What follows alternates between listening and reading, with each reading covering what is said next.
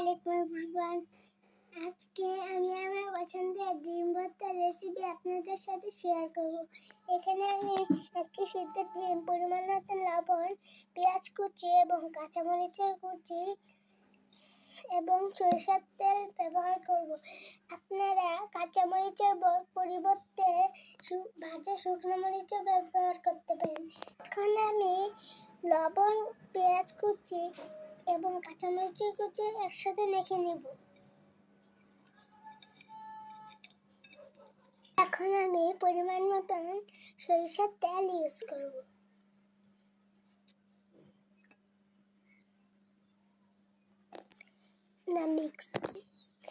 এখন আমি ভালো করে এই সরিষার তেলের সাথে ভালো করে মিক্স করে দিব।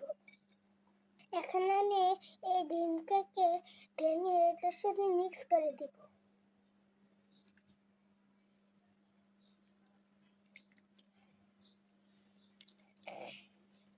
ডিমের দুইটা কুসুম হয়েছে, wow!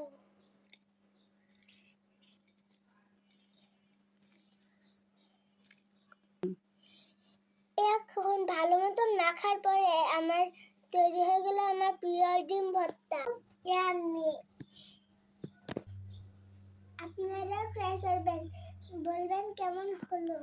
Okay, stay with us. আল্লাহ হাফেজ।